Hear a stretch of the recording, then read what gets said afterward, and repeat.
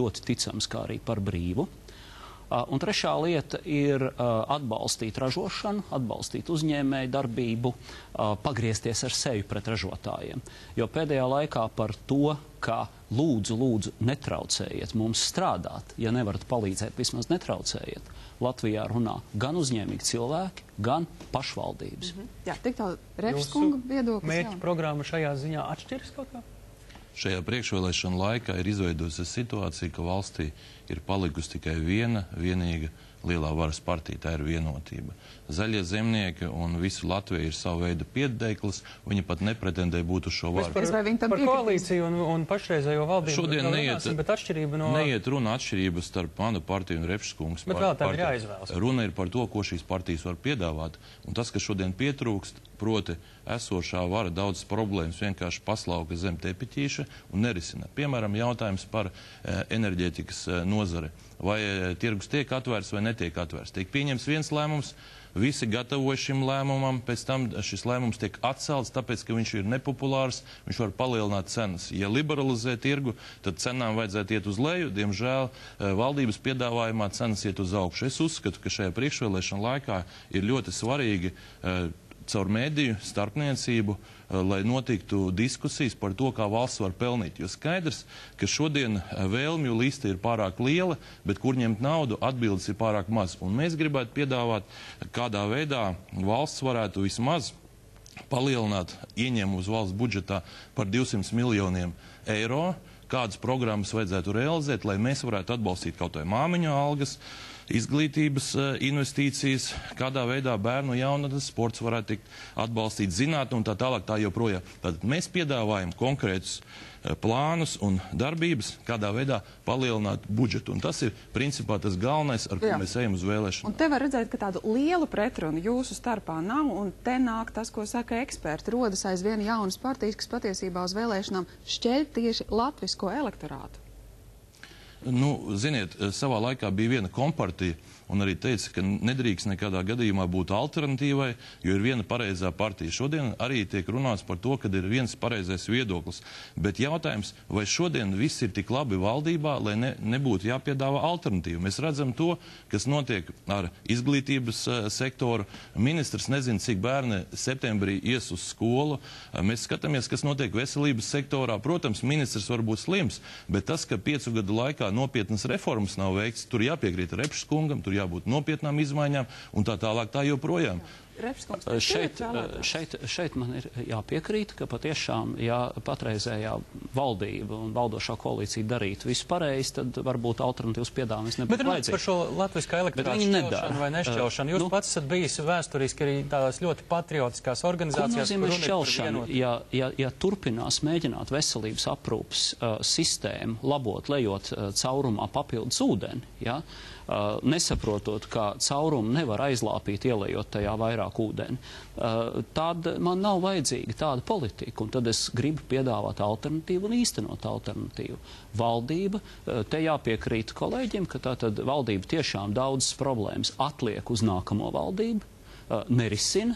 Par veselības aprūpas problēmām kārtējo reizi runāt, ka tikai būtu nepieciešams neliels papildus finansējums, bet nevis fundamentāls pārmaiņas. Tāpatās par nodokļiem mēs dzirdam, ka nodokļi tiks palielināti, nevis samazināti, kā būtu vajadzīgs un kā bija solīts. Un tam līdzīgi, kamēr šīs problēmas netiek risinātas, tikmēr mans pienākums ir piedāvāt alternatīvu un risinājumu. Tas jau tālāk vēlētāju ziņā izšķirties, vai viņi balso par vienu vai otru politiku. Kritiski jūs izskāties, tad kas ir tād kodolīgi jūsu vērtējums esošajai valdībai šī pusgada laikā, kamēr tā ir strādājusi? Neizlēmīga un neko konkrētu nedara. Mierīgi, pārliecinoši, nepieļauj kļūdas, jā, teiksim. Izskatās, ka pēdējo vairāku gadu laikā valdības galvenais motīvs ir nepieļaut kļūdas. Bet viņi turpina, teiksim, iepriekšējo valdību tās pašas partijas vadībā, nepieļaut kļūdas. Tātad neizdarīt nekādas reformas un nenest pārmaiņas.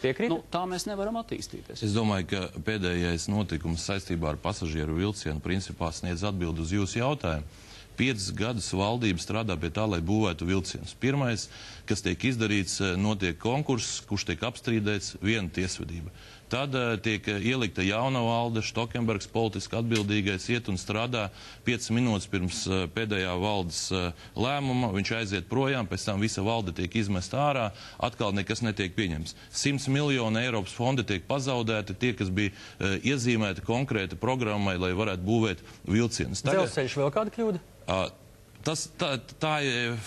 Tas ir labākais piemērs, kas parāda, ka valdība nerisina problēmas, bet tas, ko es vēlētos pasvītrot, ja kaut kādi cilvēki strādā un atbild par lielāko iepirkumu Latvijas vēsturē un piedāvā šādu risinājumu. Jautājums, kāda ir politiska atbildība? Ministrs ne par ko neatbilda, ierēģi savāra ziepes, viņš vienkārši viņus atlaiž. Valdība nepievērš tam uzmanību. Jautājums, priekš kā mums tad ir valdība, ja neizlēmīgi ierēģi rada problēmas un pēc tam attiecīgi noved valsts līdz kārtēji tiesvedībai. Piemēram, mēs runājam par virkni jautājumiem.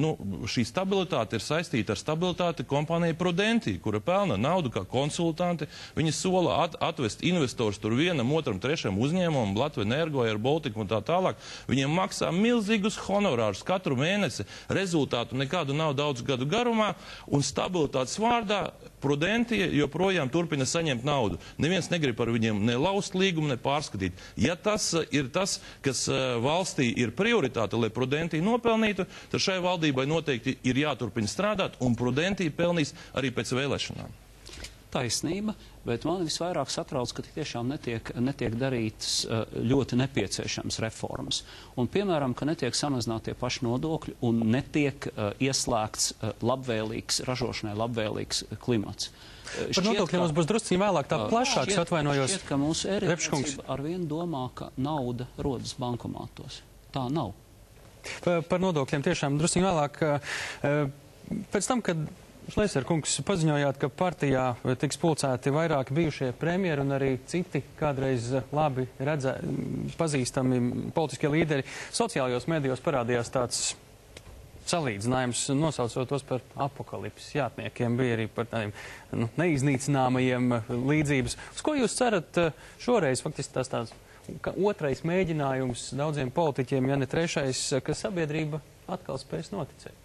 Nevajag nekādā gadījumā visu sabiedrību salikt vienā tā lielā masā un pateikt, ka tā ir sabiedrība. Sabiedrībā ir dažādi cilvēki, jauni, veci un ar dažādām interesēm.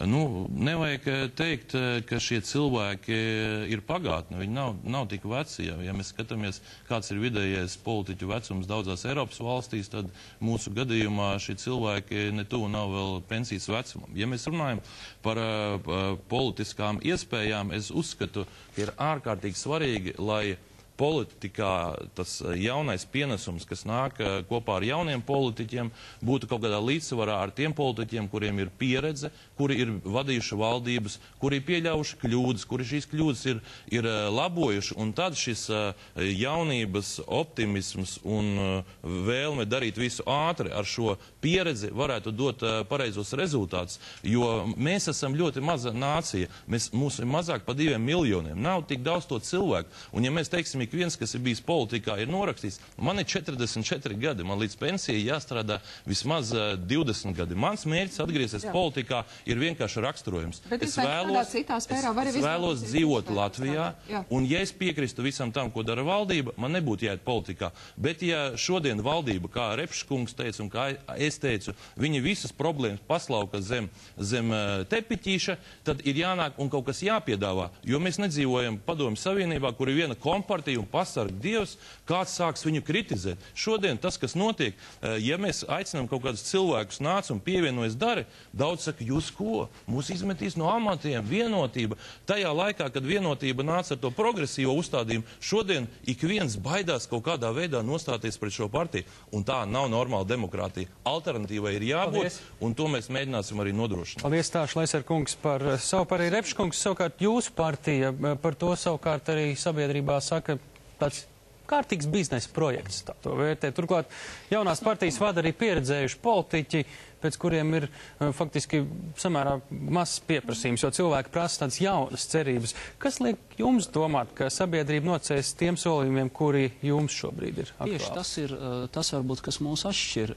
Mums ir jauni cilvēki. Bet tā bez saukļiem tādās programmās. Un es domāju, ka tas ir pareizi, ka jauni cilvēki nāk politikā. Protams, arī dažs labs ar pieredzi ir vajadzīgs, bet pamatā ir jāieved jauni.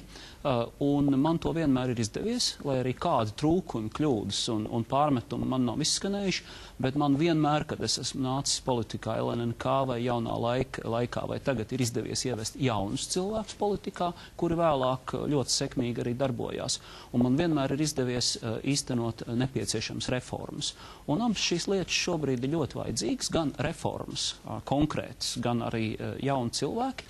Nu, to mēs arī darām, un es arī pilnīgi piekrītu, ka alternatīva politikā, kā gluži konkurence, jebkurā jomā nevar traucēt. Kā jūs vērtējat Šlesera kunga partijas piedāvājumu ar jau īpaši pieredzējušu kadru celšanu savu? Redziet, mans uzstādījums, un tāpēc es arī nepievienojos Šlesera kunga iniciatīvai, mans uzstādījums ir, ka politikā pamatā jābūt ideoloģijai, nevis atsevišķiem cilvēkiem, individiem. Un tāpēc, teiksim, mēs mēģinām koncentrēt cilvēkus ap pārliecību, ko mēs gribam izdarīt, nevis, teiksim, komandu, kurai būtu kaut kāda, nu, tur zvaigžņa aura vai tam līdzīgi. Tā pieeja arī, protams, ir iespējama, es to negribu kritizēt, bet mums vienkārši ir cita pieeja. Jā, par tām ideoloģiskajām pamatnostādnēm, ko partijas veido, Repskungs jau ieminējās par to, ka nodokļu jautājumā viņam šobrīd ir pilnīgi cita nostāja nekā patlabenai valdībai. Ko saka jūsu partija? Nodokļi būtu jāceļ? Nu, redziet, mūsu valstī uzņēmēji cilvēki sadalās divās grupās. Vieni, kas maksā nodokļus, un vieni, kas nemaksā. Un tas, kas nav pieņemams, ka nodokļus cels tiem, kas maksā, un tie, kas nemaksā, tie varēs normāli dzīvot. Un tad mēs nonākam otrā galējībā. Nu, tagad ķersimies pie katra cilvēka, privātpersonas, kas garāžā labu automašīnu, apliksim viņu ar nodokļiem. Patiesībā viņš cīnās par izdzīvošanu. Es domāju, viens no piemēriem, kurā, es domāju, Repskungu mums būtu vienāds viedoklis. Uzņēmuma ienākuma nodoklis būtu jāparedz nulles likme reinvestētai attiecīgi daļai. Ja uzņēmuma ienākuma nodokli reinvestē valstī, tad nav nepieciešams šis nodoklis. Piemērs, tad, kad mēs kopā bijām valdībā, mums bija strīdi, debats, bet rezultātā mēs panācām vienu labu rezultātu. Samazinot līdz 15% uzņēmuma ienākuma nodokli, mēs 3 gados trīskāršojām ieņēmumus. Un tas tikai parāda to, ka liels nodoklis negarantē, ka būs lielāki ieņēmumi. Mēs, diemžēl, redzam to... Šobrīd, kuri nodokļi celšana vai pazemināšana garantētu lielāku? Nevienu nodokli nevar palielināt, tas ir pirmais. Jā. Otrs, nedrīkst palielināt nodokļus pēc principa, pēc 3 mēnešiem mums vajag vairāk naudas. Tas, kas ir nepieciešams, stabilitāte, prognozējumība. Un ja gadījumā sākas kaut kāds debats par nodokļiem, tad labākā gadījumā pēc gada, pēc 2 mēs varam veikt korekciju, bet rūpīgi izdomājot. Nevis tikai tāpēc, ka Finanšu ministrija pēkšņi pasaka, ka mums kaut kas pietrūks. Šodien ir vēlmju liste par apmēram 500 miljardu, kā te tautā runā, ko vajadzētu nosegt. Nu, tagad pacelsim nodokļus. Viens nodoklis, kas noteikti būtu jāceļ, tas ir Latvenergo enerģētikas nodoklis. Proti, obligātās dividendes katru gadu 40 miljonu apmērā. Patiesībā tas ir nodoklis. Mēs varam runāt par zemiem nodokļiem, bet valsts tai vietā, lai ļautu uzņēmumu attīstīties un cilvēkiem maksāt zemus tarifus par enerģētiku, viņi ir uzlikuši 40 miljonu nodokļu katru gadu. Repskungs, nodokļi, kuri ir jāceļ vai nav jāceļ, lai ienākumu valstī būtu vairāk? Nedrīkst palielināt nevienu no nodokļiem. Šobrīd par to vispār runas nedrīkst būt. Un kad drīkst? Arī represijas nepalīdzēs, jo no represijām ļoti viegli ir izvairīties vai nu vispār aizbraucot no valsts uzņēmējam vai strādniekam. Jūs sakāt, šobrīd nevar, arī finanšu ministrs saka, ka šobrīd varbūt ne, bet vēlāk jā. Kad? Šis bija varbūt neveikls izteiciens, nedrīkst arī turpmāk. Tātad mēs neparedzām palielināt nodokļus, un 2 nodokļus mēs konkrēti samazināt gribam. Proti, kopējo nodokli darbām, tātad sociālais plus iedzīvotāju ienākums samazināt par 9% punktiem, kā cita starpā pirms vairākiem gadiem bija solījusi iepriekšējā valdība, bet neizpildīja. Tad darba nodokļus samazināt un pilnīgi piekrīt reinvestētai peļņai nulles likme reinvestētās peļņas nodoklim. Igaunija to sen ir izdarījusi, un viņiem tas ļoti labi strādā. Es domāju, ka nodokļu ieņēmumus mēs varam būtiski celt patiešām nākot ar izlīgumu sabiedrībā, ka valsts palīdz uzņēmējiem, nevis traucē viņam. Samazina nodokļus, bet vienojās, ka, ziniet, tos nodokļus tad visi patiešām maksāsim, un tas arī uzlabos konkurences klimatu. Ja? Tā ka šeit ir iespējams darbs, bet ne ar represijām, katrā ziņā ne ar represijām vien. Jā, gribam zināt arī jūsu domas, kas Latvijā būtu jādara ar organizāciju, kas pat labāk izpelnījusies nelāgu reputāciju. Kāds ir risinājums KNAB jautājumam? Pirmām kārtām KNAB ir jāpārtrauc jebkuri iekšēji strīdu vadības līmenī. Kā? Un iespējams jāmaina vadība. Iespējams jāmaina visa